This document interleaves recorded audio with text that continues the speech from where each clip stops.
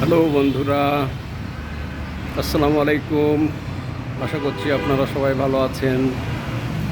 আমি আজকে চলে এসেছি ঢাকা ইউনিভার্সিটি ক্যাম্পাসের ভিতরে অবস্থিত কবি কাজী নজরুল ইসলাম এর স্মৃতিসৌধে।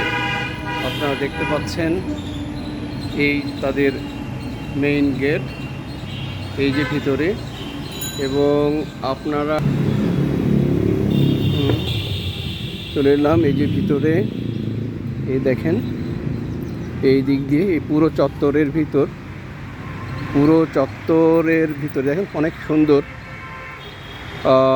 বিভিন্ন ফুলের গাছ, ফুল পাতাবাহার গাছে পরিপূর্ণ।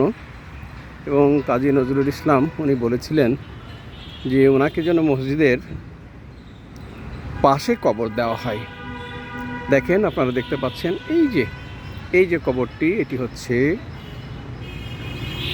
জাতীয় কবি কাজী নজরুল ইসলাম এর স্মৃতিসৌধ।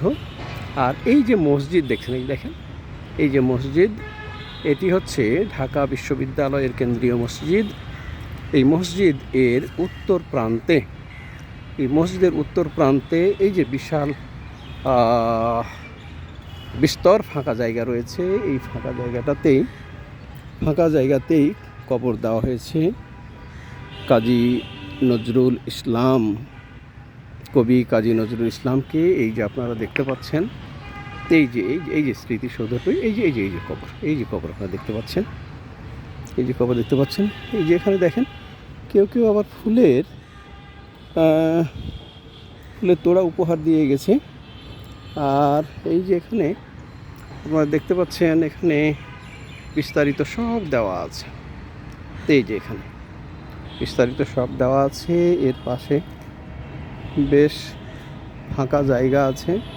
এই দেখেন, গাছপালায় সুশোভিত, মৃদুমন্দ বাতাস রয়েছে। এই দেখেন মসজিদের প্রাঙ্গণ।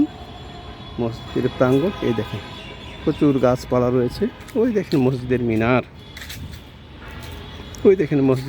মিনার, এই হচ্ছে, এই দেখেন সুন্দর, অনেক সুন্দর। কাজী নজরুল ইসলাম যেভাবে রিকোয়েস্ট করে গেছিলেন যে মসজিদেরই পাশে আমায় কবর দিও ভাই, এই দেখেন সেই মসজিদের পাশেই কবর দেওয়া হয়েছে। এবং এই জায়গাটিকে বিভিন্ন অ্যাঙ্গেলে সুন্দর করে সাজানো হয়েছে, বিভিন্ন অ্যাঙ্গেলে বিভিন্ন ধরনের ফুল পাতাবাহার,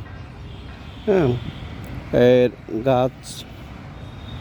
গাছপালায় পূর্ণ। এই দেখেন এখানে কমলা লেবু,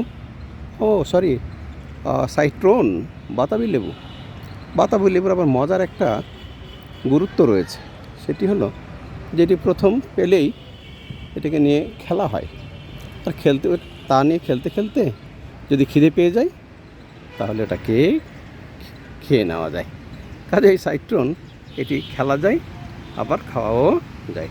ঠিক আছে বন্ধুরা, ধন্যবাদ সবাইকে।